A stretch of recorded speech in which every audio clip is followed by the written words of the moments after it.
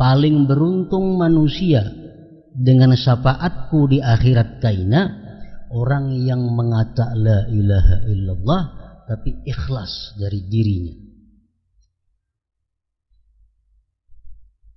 Jadi artinya orang yang beramal la ilaha illallah, la ilaha illallah itu ada harapan dapat syafaat Rasulullah sallallahu alaihi wasallam. Berapa sehari tasara makin banyak harapan dapat syafaat Rasulullah. Orang yang membaca 500 sehari dengan orang yang 1000 sehari tentu lain harapan dapat syafaatnya Rasulullah.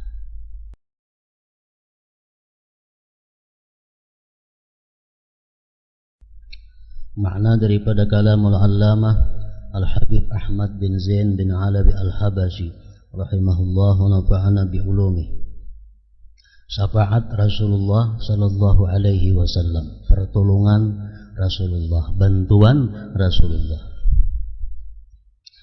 Syafaat pertama adalah syafaat yang paling besar dan khusus bagi beliau sallallahu alaihi wasallam, yaitu syafaat yang beliau berikan untuk meringankan penderitaan seluruh makhluk di mahsyar. Di padang mahsyar seluruh makhluk berkumpul, dan semua makhluk yang berkumpul itu mengalami huru-hara mahsyar yang sangat dahsyat dan tidak tahu kapan penyelesaiannya ini berakhir. Sehingga di dalam hadis disebutkan bahwa manusia datang kepada Nabi Adam alaihissalam. Nabi Adam dimohon oleh anak cucunya untuk bertanya kepada Allah, untuk minta pertolongan kepada Allah menghadapi suasana huru-hara padang mahsyar. Nabi Adam pun di situ berkata bahwa Nabi Adam tidak patut memberikan pertolongan. Nabi Adam merasa dirinya pernah berbuat dosa kepada Allah Subhanahu wa taala, yaitu memakan buah khuldi. Jadi ujar Nabi Adam, orang yang seperti aku yang pernah membuat marah Allah tidak patut di sini minta pertolongan kepada Allah Subhanahu wa taala. Coba datang kepada Nabi Nuh, karena dia awal rasul yang diutus ke muka bumi. Manusia datang lagi kepada Nabi Nuh. Nabi Nuh pun demikian berkata, aku tidak patut meminta kepada Allah, aku tidak patut menolong kalian, karena aku pun juga berbuat dosa kepada Allah. Dosa yang kuperbuat adalah, kata Nabi Nuh, mendoakan seluruh orang kafir agar dibinasakan oleh Allah Subhanahu wa ta'ala. Dan itu sudah dikabulkan Allah. Banjir besar yang diminta Nabi Nuh menghabiskan seluruh manusia yang tidak beriman. Dan itu ujar Nabi Nuh, satu perbuatan yang tidak pantas aku lakukan. Coba datanglah kalian kepada Nabi Ibrahim. Datang lagi manusia kepada Ibrahim alaihissalam. Ibrahim pun demikian. Ujar Ibrahim, aku pernah juga berbuat dosa. Aku pernah berdusta 3 kali sepanjang hidupku. Jadi aku tidak patut memberikan bantuan kepada kalian, sedangkan aku sendiri ada punya dosa kepada Allah Subhanahu wa ta'ala, yaitu berdusta sebanyak 3 kali. Padahal itu menurut sebenarnya bukan dusta, cuma Nabi Ibrahim merasa itu adalah dusta di dalam dunia. Kemudian ujar Ibrahim, datanglah kalian kepada Nabi Musa. Nabi Musa itu adalah kalimullah, orang yang berbicara dengan Allah di dalam dunia. Datang lagi kepada Nabi Musa. Musa pun tidak bisa memberi syafaat, karena ujar Musa, aku pun pernah berbuat dosa yang Allah marah kepadaku. Dosa yang kuperbuat itu adalah, ujar Musa, membunuh orang tanpa sengaja, membunuh orang tanpa dosa. Nabi Musa menampar orang, pernah mati orangnya. Jadi sini merasa itu satu dosa dan kada patut di padang mahsyar memberikan syafaat kepada manusia. Datang lagi kepada Nabi Isa. Nabi Isa pun demikian. Akhirnya Nabi Isa menyuruh manusia datang kepada Nabi akhir, Nabi yang terakhir, Nabi kita sallallahu alaihi wasallam. Nah, jadi syafaat yang diberikan Rasul di padang mahsyar itu adalah syafaat khusus yang hanya bisa diberikan oleh beliau. Nabi-nabi yang lain kada bisa memberikan syafaat untuk meringankan penderitaan manusia yang ada di padang mahsyar. Rasulullah bersabda, "Likulli nabiyyin da'wah qad da'aha li ummatihi wa inni ikhtaba'tu da'wati syafa'atan li ummati." Rawahul Bukhari wa Muslim. Ujar Nabi kita, tiap-tiap nabi itu ada mempunyai doa yang mustajab. Nabi manapun itu ada doa yang mustajab, kalau dia minta kepada Allah diberi Allah. Tapi nabi-nabi dahulu itu sudah dihabiskan doanya dalam dunia untuk umatnya, untuk keluarganya, untuk pribadinya. Jadi di padang mahsyar tak ada punya doa lagi. Wa inni ikhtaba'tu, dan aku jar Nabi menyimpan doa itu. Doa mustajab itu aku simpan. Syafa'atan li ummati, untuk memberikan syafaat kepada umatku nanti di akhirat. Nah, makanya Nabi kita dalam dunia, Nabi kita disakiti, Nabi kita kadang mendoakan mereka celaka. Padahal jika yang beliau minta doa supaya dicelakakan itu orang yang menyakiti beliau, celaka. Tapi Nabi simpan doa itu. Nah, keluarga beliau disakiti, cucu-cucu beliau dibunuh, padahal beliau tahu, tapi beliau sengaja tidak menggunakan doa mustajab itu untuk disimpan nanti di akhirat. Nah, jadi artinya Rasulullah ini satu-satunya Nabi yang mengorbankan dirinya, yang mengorbankan keluarganya, yang mengorbankan anak cucunya di dalam dunia demi umatnya karena di akhirat itu. Inni ikhtaba'tu, dan aku menyimpan dakwati, doaku itu, li ummati, bagi umatku, syafa'atan li ummati, syafaat bagi umatku. Macam Sayyidina Hasan diracuni oleh orang Islam, Sayyidina Husain dibunuh, dipanggal kepalanya, padahal Nabi kita sudah diberitahu oleh Jibril. Nanti waktu Nabi kita mengasuh Sayyidina Husain, datang Jibril, "Wahai Muhammad, ini nanti cucumu akan dibunuh oleh umatmu." Nanti kita kata berdoa kepada Allah agar jangan dibunuh. Doa mustajab beliau itu ada, cuma beliau simpan nanti di akhirat untuk seluruh umatnya.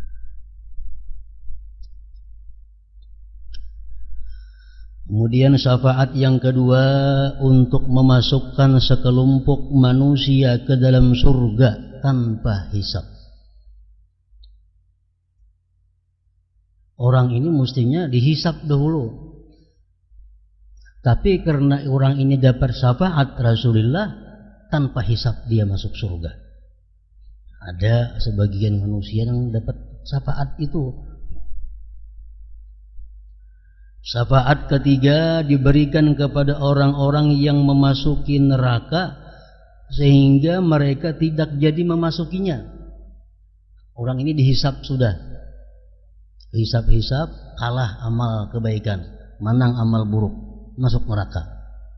Begitu hendak masuk neraka, dia ditolong oleh Rasulullah, diberi syafaat oleh Nabi kita, kada jadi masuk neraka. Padahal menurut hitungannya sudah kalah ini kebaikannya, tapi karena syafaat Nabi masuk surga.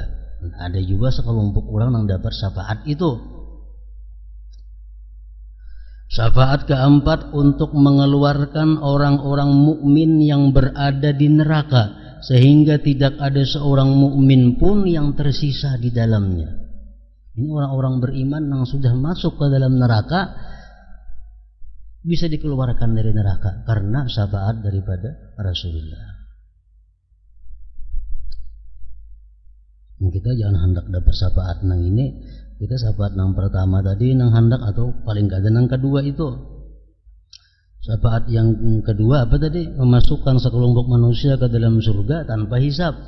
Itu yang kita kehendaki. Dan kita minta kepada Rasulullah, minta kepada Allah. Syafaat yang ketiga diberikan kepada orang-orang yang akan memasuki neraka sehingga mereka tidak jadi memasukinya. Nah, Namun yang keempat ini sudah ke neraka. Syafaat keempat untuk mengeluarkan orang-orang mukmin yang berada di neraka, sehingga tidak ada seorang pun yang tersisa di dalamnya. Mungkin ada yang 1 tahun dalam neraka, sudah ada yang 2 tahun. Hanya dapat syafaat dari Rasulullah, mereka bisa ditarik keluar.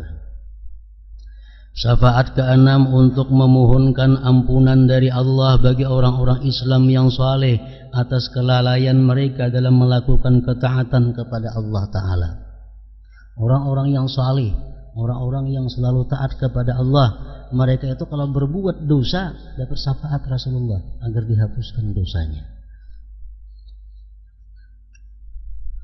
Beberapa ulama menambahkan syafaat-syafaat berikut. Syafaat yang ketujuh untuk meringankan penderitaan orang-orang yang dihisab di mauqif, di padang mahsyar. Syafaat yang kedelapan untuk memberikan keringanan bagi orang-orang yang kekal di neraka. Sebagaimana diriwayatkan dalam sebuah hadis masyhur, yaitu keringanan yang diberikan Allah kepada Abu Lahab setiap hari Senin karena merasa bahagia mendengar berita kelahiran Nabi sallallahu alaihi wasallam. Abu Lahab setiap hari Senin dapat keringanan hukuman karena syafaat daripada Rasulullah. Kenapa dia bersyafaat? Karena beliau gembira waktu lahirnya Rasulullah. Syafaat yang ke-9, syafaat yang diberikan kepada anak-anak kaum musyrikin agar mereka tidak disiksa. Pendapat ini dikemukakan oleh sebagian ulama. Syafaat ke-10 untuk ahli bait Rasulullah sallallahu alaihi wasallam agar tidak seorang pun di antara mereka masuk neraka. Itu pun dikabulkan oleh Allah. Syafaat ke-11 untuk memberatkan timbangan kebaikan beberapa kaum. Syafaat ke-12 untuk orang-orang yang timbangan kebaikannya seimbang dengan keburukannya, agar mereka dapat masuk surga. Sebagian ulama mengatakan bahwa mereka adalah ashabul a'rab. Ashabul a'rab ini orang-orang yang istawat hasanatuhu wa sayyi'atuh, ditimbang sama amal baik amal buruk. Sudah sama lalu ditempatkan di a'rab. Kalau orang itu disebut ashabul a'rab. Nah, jadi mereka ke surga kada, ke neraka kada. Akhirnya mereka masuk surga karena syafaat Rasulullah sallallahu alaihi wasallam. Syafaat ke-13 yang diberikan untuk meringankan siksa kubur. Dalilnya adalah hadis yang menceritakan tentang bagaimana Rasulullah sallallahu alaihi wasallam meringankan siksa 2 penghuni kubur. Rasulullah berjalan di Madinah melewati 2 kubur. Beliau berkata dengan sahabatnya, "Wahai sahabatku, tahukah engkau bahwa yang di dalam 2 kubur itu sedang disiksa? Satu disiksa karena suka anjur atar, yang satunya disiksa karena pembarang bakami." Pembarang bakami itu artinya apa? Bakami di sembarang tempat termasuk, atau bakami bebasuh kada berasi. Nah, pokoknya orangnya pembarang bakami, mereka disiksa di kubur. Lalu Nabi kita mengambil pelepah kurma, sidin belah 2, sidin andak ke kubur satu-satu. Diringankan ujar Nabi orang ini azabnya karena daun kurma yang basah itu memintakan ampun kepada yang di dalam kubur itu. Nah, ini adalah syafaat barzakhiyah ngarannya. Syafaat untuk penghuni barzakh. Nah, jadi syafaat-syafaat yang macam-macam tadi, kalau ada ketentuan kita dapat syafaat nang mana? Apa kita dapat syafaat nang nomor 1, dapat syafaat nang nomor 2, dapat syafaat nang nomor 3. Dan Rasulullah sallallahu alaihi wasallam memberikan petunjuk, memberikan kepada kita arahan untuk berbuat sesuatu yang mendatangkan syafaat beliau di akhirat kaina. Artinya ada amaliyah-amaliyah, ada perbuatan-perbuatan, bacaan-bacaan yang ujar Nabi, siapa melakukannya dapat syafaatku nanti di akhirat.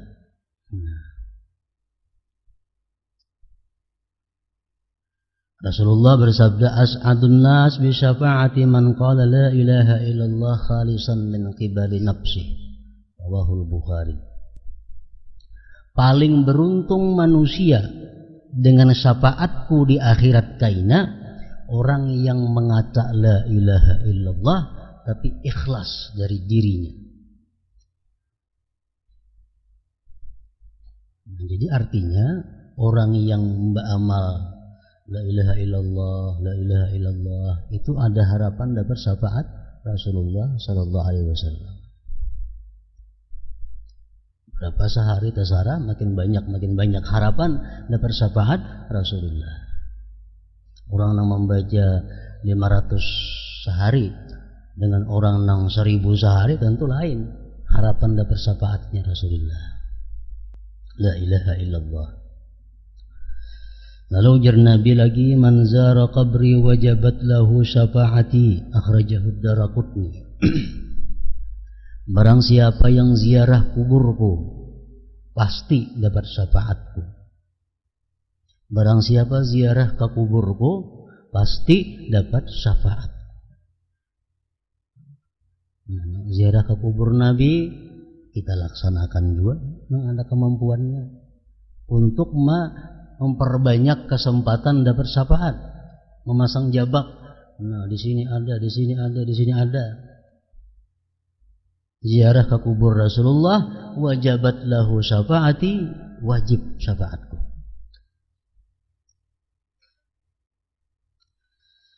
Yang ketiga ada lagi hadis beliau mengatakan, man qada li akhihi hajatan kuntu waqifan inda mizanihi fa in rajaha wa illa syafa'atu fihi, rawahu Abu Nuaim. Ujar Nabi, barang siapa menunaikan hajat saudaranya, aku nanti berdiri di samping timbangan amalnya. Jika timbangan amalnya itu kalah kebaikannya, maka aku berikan syafaat padanya. Nah, jadi kita menolong, kita menunaikan satu hajat daripada orang Islam, itu pun satu tempat untuk mendapatkan syafaat Rasulullah sallallahu alaihi wasallam. Yang keempat ada hadis beliau lagi, arba'atun ana lahum syafi'un yaumal qiyamah. Ada 4 perkara, 4 orang yang aku bagi mereka itu memberikan syafaat. 1, kata Rasulullah, al-mukrimu li dzurriyyati, orang yang memuliakan zuriatku, orang yang menghormati zuriatku. Yang kedua, wal qadi lahum hawaijahum, orang yang menunaikan hajat-hajat zuriatku. Yang ketiga, wasa'ilahum bi umurihim indamatturru ilaih, orang-orang yang mengusahakan mereka di waktu mereka dalam keadaan sengsara. Yang keempat, wal muhibbu lahum biqalbihi wa lisanih, orang yang cinta kepada zuriatku dengan hati dan lisannya. Rawahu Dailami. Itu beberapa tempat juga untuk meraih syafaat Rasulullah.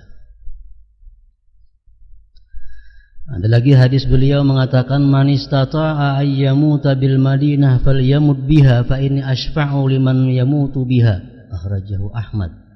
Siapa yang kuasa, ujar Nabi, mati di Madinah, hendaklah dia mati di Madinah. Jakanya kau mati di Madinah, karena aku akan memberi syafaat kepada orang-orang yang mati di Madinah itu. Nah, garing-garing sudah umur 70 sedang ke Madinah itulah. Berpatak di situ.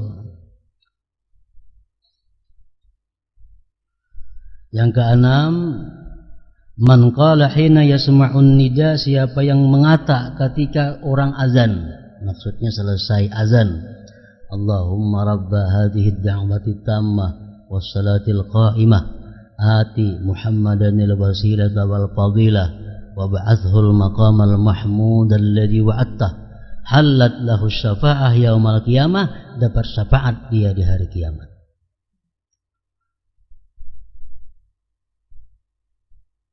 Awal aja semua antum kita menggawi, paling-paling mati di Madinah, belum tentu lagi.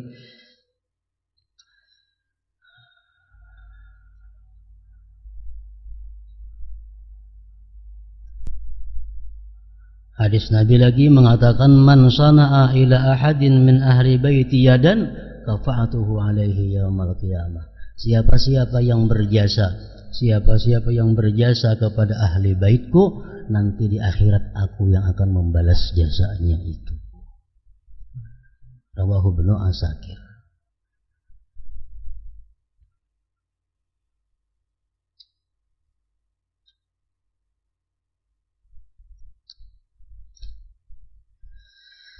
Selain yang telah disebutkan di atas, beliau sallallahu alaihi wasallam memiliki banyak syafaat lain lagi. Sebagaimana diriwayatkan dalam berbagai hadis, di antaranya adalah syafaat yang dijanjikan akan diperoleh oleh orang-orang yang mengamalkan amalan tertentu. Dalam sebuah hadis riwayat Muslim dan Nasa'i disebutkan, "Faman sa'ala lil wasilah halat alaihi syafa'ah." Barang siapa memintakan wasilah bagiku, maka ia akan memperoleh syafaat.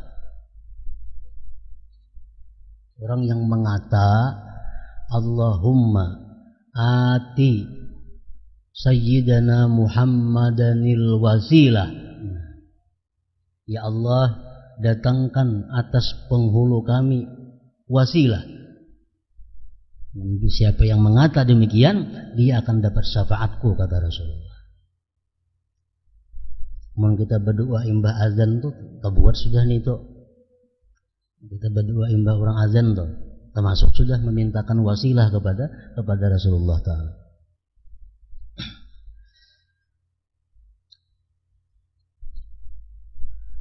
Barang siapa memintakan al-wasilah bagiku, maka ia akan memperoleh syafaat. Dalam riwayat lain disebutkan, man shalla ala Muhammadin, siapa bersalawat atas Muhammad, wa qala, dan dia berkata, Allahumma anzilhul maq'adal muqarraba minka yaumal qiyamah wajabat lahu syafaati.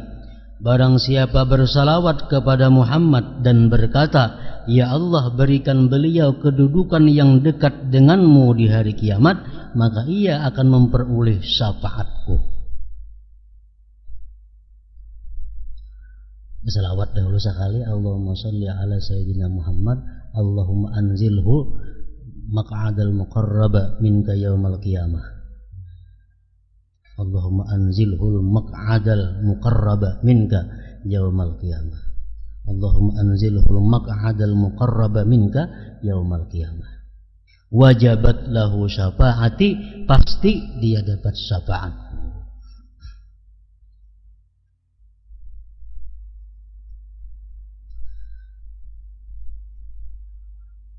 Hadis riwayat Al-Bazzar dan Ruwayfi' bin Thabit secara marfu', Ahmad dan Tabarani juga meriwayatkannya dalam kitab Al-Kabir, dan Ibni Abi Asim dan Ibni Katsir menyatakan sebagai hadis hasan.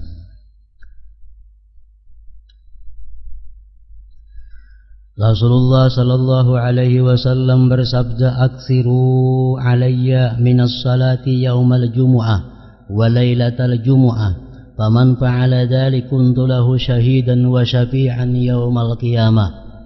Perbanyaklah membaca salawat kepadaku di hari Jumat dan malam Jumat.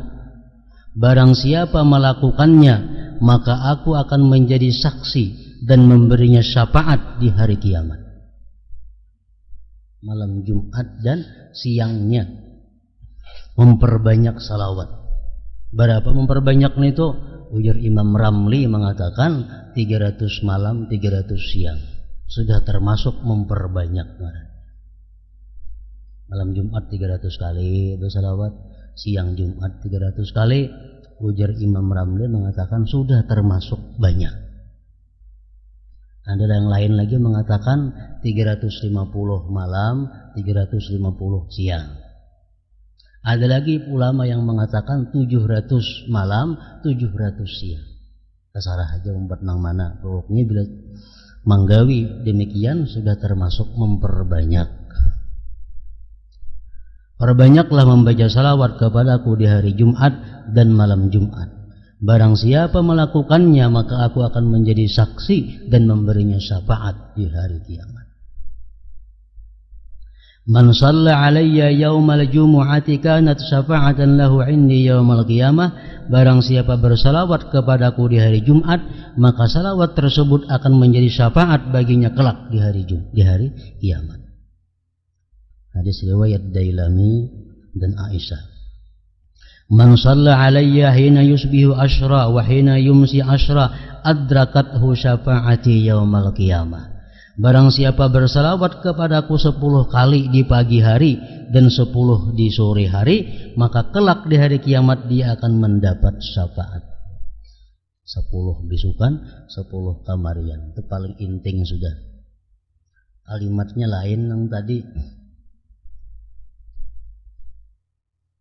Adrakathu syafaati, dia akan terjangkau syafaatku ya Nabi. Terjangkau itu bisa intil benar tuh.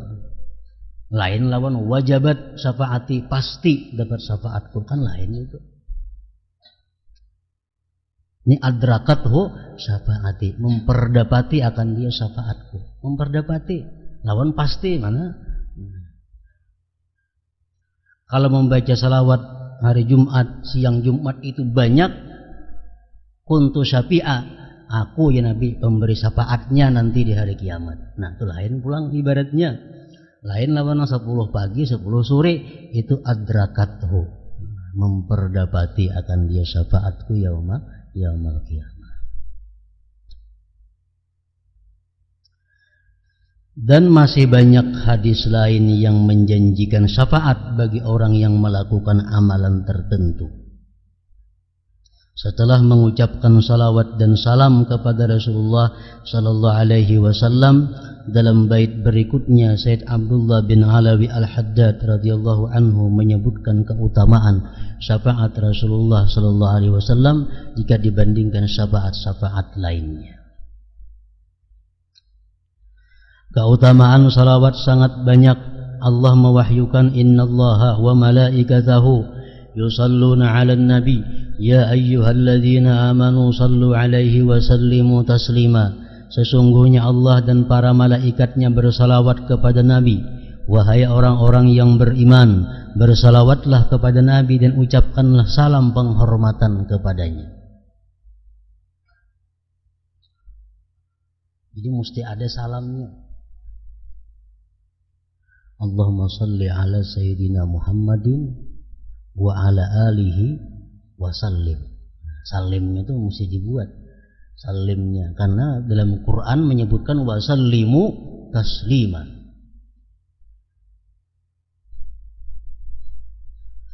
Dan banyak hadis-hadis mengenai keutamaan salawat yang sanadnya marfu', tidak mursal dan mauquf kepada lebih dari 40 sahabat. Di antaranya adalah Abu Bakrin, Umar, Ali, Talhah, Abdurrahman bin Auf, Abu Mas'ud, Ibnu Mas'ud, Ka'ab bin Ujrah, Abu Sa'id Al-Khudri, Abu Humaid As-Sa'idi, Zaid bin Harithah, Ibnu Kharijah, Abu Hurairah, Sahal bin Sa'ad, Anas bin Malik, Abu Talhah Al-Ansari, Jabir bin Abdullah, Al-Bara, Ammar, Jabir bin Samurah, Ibnu Abbas, Ibnu Umar, Hasan, Husain dan Fatimah radhiyallahu anhum ajma'in.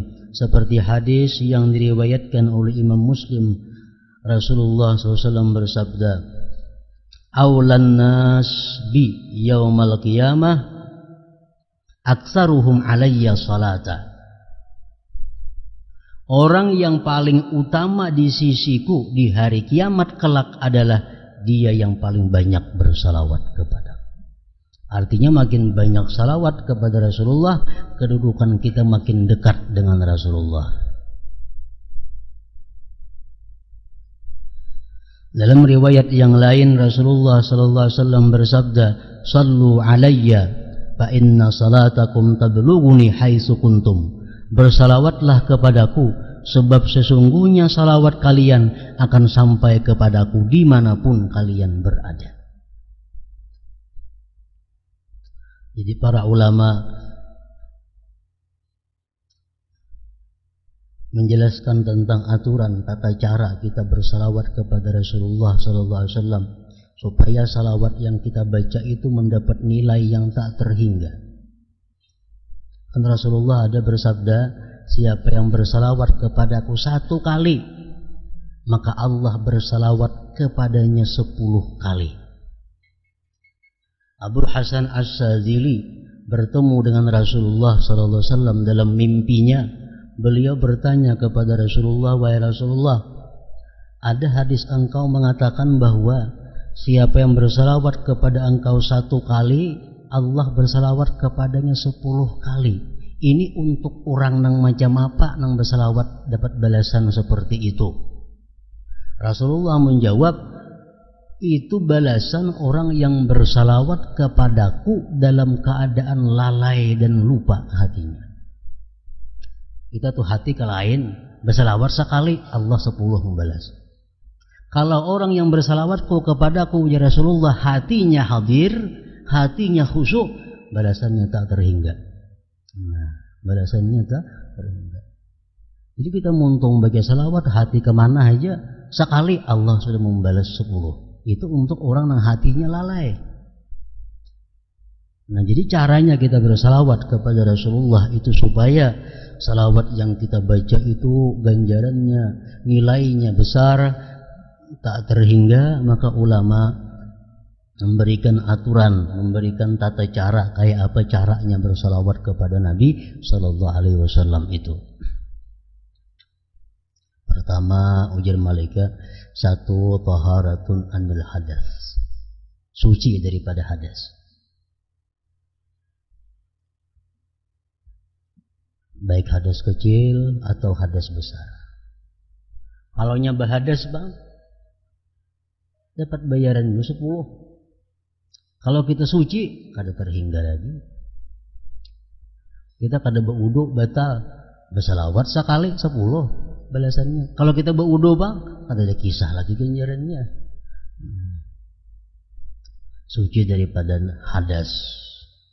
Yang kedua, taharatul badan wal makan wal libas anin najasah, suci badan, tempat pakaian daripada najis. Badan kita, tempat kita, pakaian kita suci daripada najis.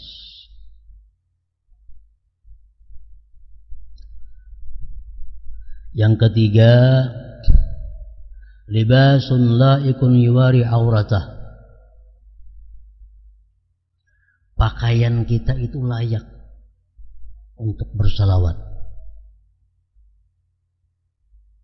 Orang bisa berhandap, baju kaos kutang, tasbih di tangan, layak lah itu. Tapi andai kata dia bersalawat dapat 10. Apalagi kalau kita baju gamis, baju putih, bini-bini aurat kita tutup, bersalawat, maginnya. Pakaian kita bagus, menutup aurat lagi. Yang keempat, istiqbalul qiblah, menghadap kiblat.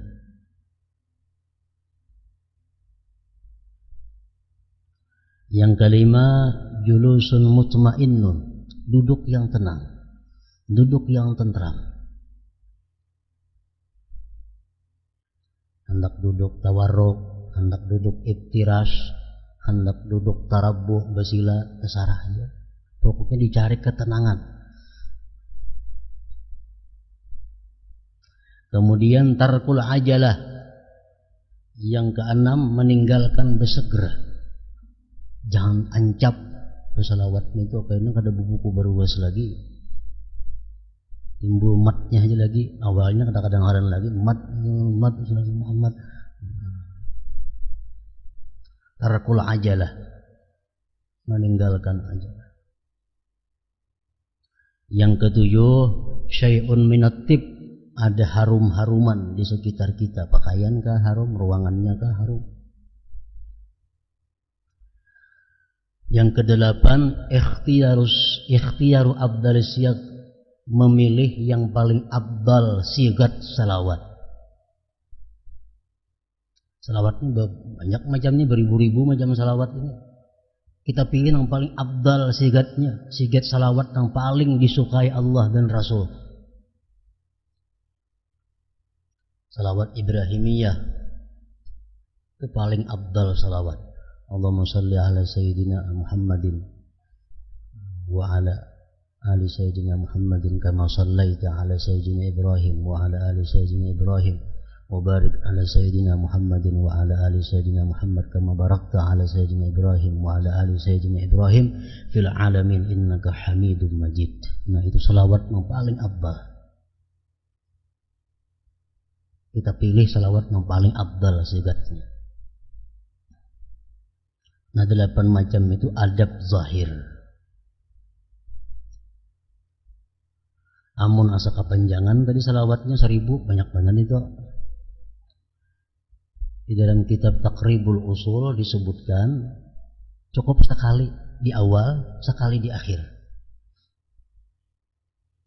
Nah, jadi kita baca salawat Allahumma salli ala sayyidina Muhammadin wa ala ali sayyidina Muhammad kama sallaita ala sayyidina Ibrahim wa ala ali sayyidina Ibrahim wa barik ala sayyidina Muhammad wa ala ali sayyidina Muhammad kama barakta ala sayyidina Ibrahim wa ala ali sayyidina Ibrahim fil alamin innaka Hamidum Majid. Assalamu alayka ayyuhan nabiyyu wa rahmatullahi wa barakatuh. Allahumma salli ala sayyidina Muhammad wa ala ali sayyidina Muhammad. Allahumma salli ala sayyidina Muhammad. Sampai berapa kita hendak lagi? Yang diperbanyak itunya aja lagi. Allahumma salli ala sayyidina Muhammad wa ala ali sayyidina Muhammad. Allahumma salli ala sayyidina Muhammad wa ala. Kayaknya penutupnya pulang. Yang panjang tadi pulang salawatnya. Nah, itu disebutkan dalam kitab Taqribul Usul. Atau salawat ummi bisa juga. Allahumma salli ala sayyidina Muhammadin nabiyil ummi wa ala alihi wa sallim. Itu yang diperbanyak. Tapi awalnya salawat Ibrahimiyah dulu sekali. Assalamu alayka ayyuhan nabiyyu wa rahmatullahi wa barakatuh sekali. Hanyar salawat yang banyak. Berapa hendak itu salawat yang handap. Nah, mengenai mengucap sayyidina atau kadaba sayyidina itu khilaf ulama. Ada yang mengatakan lebih baik kalau salawat itu salawatnya dari Rasulullah, jangan bersayyidina, karena kita membaca yang aslinya. Allahumma salli ala Muhammadin wa ala ali Muhammad kama sallaita ala Ibrahim wa ala ali Ibrahim wa barik ala Muhammad wa ala ali Muhammad kama barakta ala Ibrahim wa ala ali Ibrahim. Kada bersayyidina. Udah sebagian ulama lebih baik itu daripada dibuat sayyidina. Ada lagi pendapat ulama yang mengatakan lebih baik berbuat sayyidina. Alasannya kenapa? Karena berbuat sayyidina itu pertama kita beradab, yang kedua ta'zim, membesarkan Rasulullah sallallahu alaihi wasallam. Buati sayyidinanya, Ibrahim buati juga sayyidinanya. Nah, mereka mengatakan sunat dibuati sayyidina. Jadi kalau jadi masalah orang bersayyidina ada alasannya, karena itu perintah Rasul macam itu. Ada yang mengatakan bersayyidina karena kami beradab kepada Rasulullah. Kedua-duanya ada nas. Yang penting dibaca. Berdebat saja bersayyidina kada salawatnya kada jalan. Nah, itu nang luput. Itu zahir, adab zahir. Kemudian lagi ada 2 macam adabul batin, adab batin. Waktu membaca salawat itu pertama ikhlas lillahi ta'ala, karena Allah. Salawat ini perintah Allah. Innallaha malaikatahu yusalluna 'alan nabi ya ayyuhalladzina amanu sallu 'alaihi wa sallimu. Jadi aku bersalawat ini melaksanakan perintah Allah. Nah, yang kedua hudurul qalbi, hadir hati. Allahumma itu apa artinya? Hati kita kalau membaca itu. Salli apa maksudnya? Ala apa artinya? Muhammadin apa artinya? Nah, jadi kalau kita muntung kita membaca Allahumma salli ala sayyidina Muhammad, tapi hati kita menghadirkan itu, namanya hadir hati kita. Kalau sudah salawat kita ini beradab zahirnya, beradab batinnya, nah sudah pahalanya ada nilai lagi di sisi Allah Subhanahu wa taala. Ada 10 lagi. Nah, kemudian lagi ada sebagian ulama yang mengajarkan bahwa hendaknya kita membaca salawat itu ada yang sedemikian cara. Nah, misalnya malam kita ada menetapkan waktu membaca salawat yang beradab sempurna tadi. Karena nanti lain-lain waktu yang salawat yang biasa, duduk di balatar sambil bertasbih di tangan, duduk di motor bertasbih di tangan, hati kemana barangnya kada tahu, ada jadi masalah. Cuma kita ada sudah punya waktu khusus dan kita bersalawat kepada Nabi dengan adab yang sempurna. Malam misalnya itu siang lah aja, walaupun 100 salawat yang bujur-bujur. Kayaknya sedang 900-nya nang berdiri kah, berduduk kah, berabah kah, bersepeda kah, ada jadi masalah lagi. Asal ada kita punya salawat yang bagus.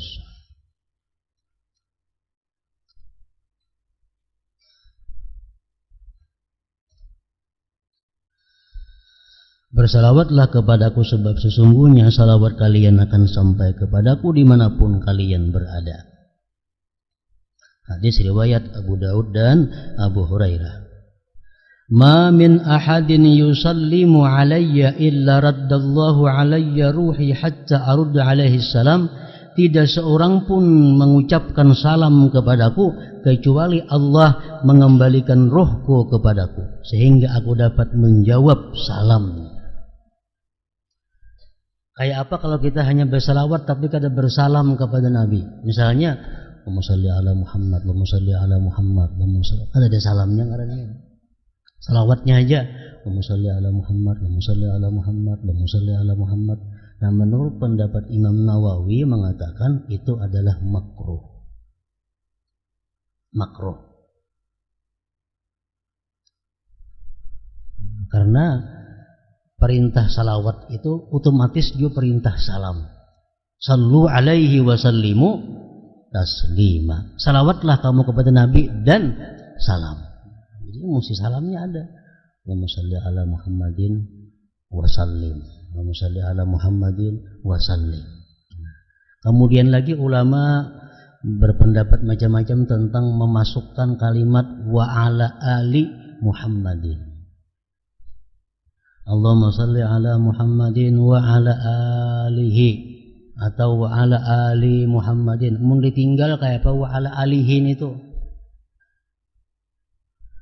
Mendapat sebagian ulama yang mengambil dari hadis Rasulullah bahwa salawat itu kalau ditinggal wa ala alihinya atau wa ala ali Muhammadnya ditinggal, salawat itu ngarannya salatul batra, salawat yang terkatung-katung, ada diterima oleh Allah Subhanahu wa taala. Jadi mesti salawat itu Allahumma shalli ala sayyid ala Muhammadin umpamanya, wa ala alihi wa sallim sekurang-kurangnya itu. Sekurang-kurangnya Allahumma shalli ala Muhammadin wa ala alihi wa sallim. Itu sudah termasuk salawatnya ada, salamnya ada, alihinya ada. Nah, kalau kita membaca salawat sedemikian rupa, salawat kita disepakati oleh ulama bahwa itu diterima oleh Allah Subhanahu wa taala. Allahumma shalli ala Muhammadin, salawat, wa ala alihi, dan atas keluarganya, wa sallim, dan salam. Lebih baik itu daripada Allahumma shalli ala Muhammadin wa ala ali Muhammad, Allahumma shalli ala Muhammadin wa ala ali Muhammad. Lebih baik Allahumma shalli ala Muhammadin wa ala alihi wa sallim. Itu sekurang-kurangnya salawat. Hendak bersalawat Allahumma shalli ala Muhammadin wa ala alihi wa sallim. Itu kada betah kada sampai cukup salawatnya ada, salamnya ada, keluarganya pun termasuk juga. Kembalinya roh yang dimaksud dalam hadis ini adalah kembalinya kemampuan untuk berbicara atau sesuatu dari keadaan-keadaan roh. Sebab sesungguhnya Rasulullah Sallallahu Alaihi Wasallam itu hidup. Dimanapun kita mengucapkan salam kepada beliau, nah beliau akan menjawab salam kita itu.